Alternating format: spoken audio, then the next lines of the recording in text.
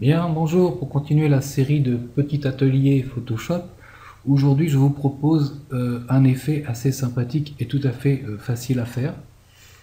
Donc je vais prendre cette image de pomme, je vais prendre l'outil ellipse, une couleur grise mais ça n'a pas d'importance. Voilà, et je vais faire une ellipse.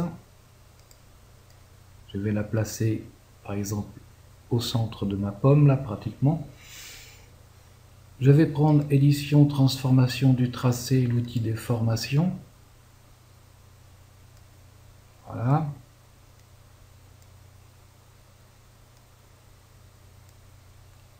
Pour changer un petit peu la forme.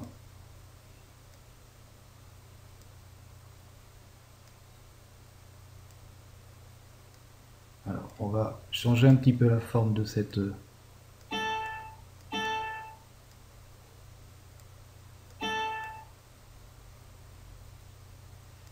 Voilà, on va changer un petit peu la forme de notre porte.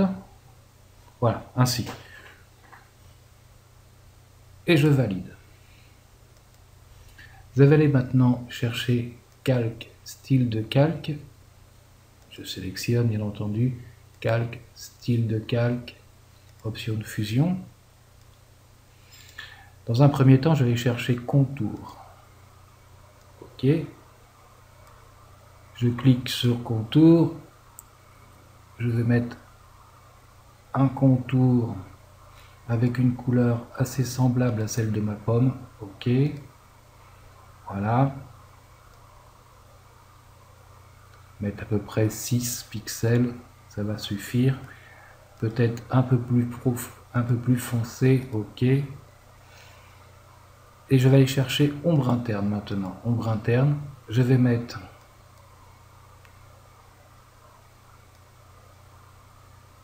35 à peu près dans la distance.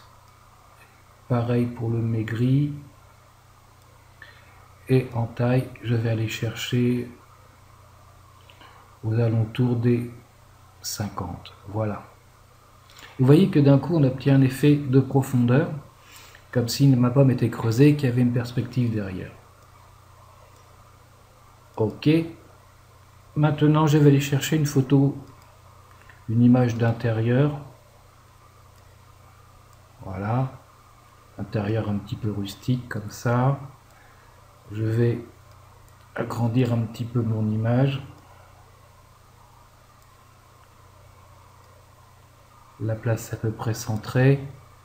Valider.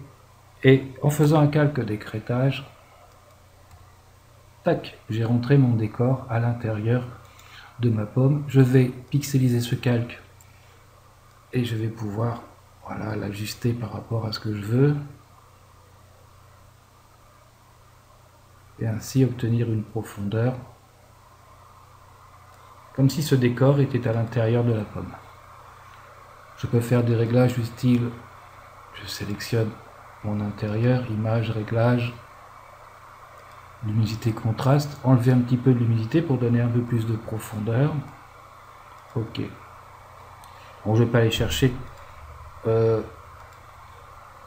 d'autres intérieurs, comme par exemple, je sais pas, on peut aller chercher cet intérieur là.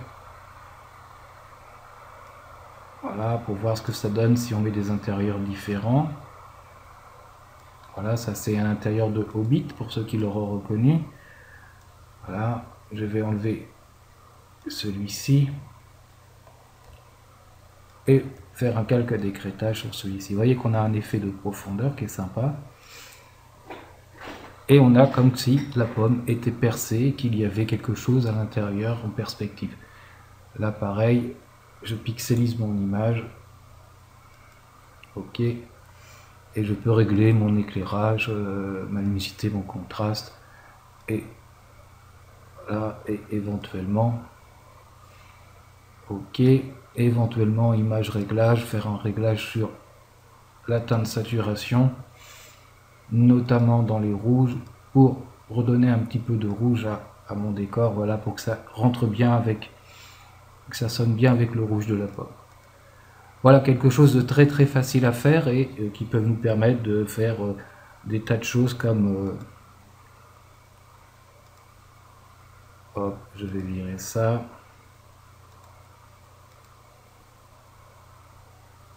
C'est pas là.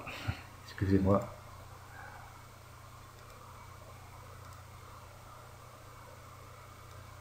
Voilà, comme ce genre de choses par exemple, où j'ai fait la même chose dans un champignon.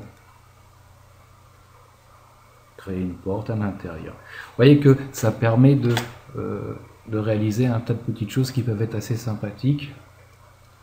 Je vais virer mon champignon. Voilà. Eh bien, je vous laisse essayer et puis trouver de plein d'idées, des portes, des fenêtres, des ouvertures, un décor en fond, des personnages à l'intérieur. Je vous souhaite une bonne journée et bon courage. Salut à tous.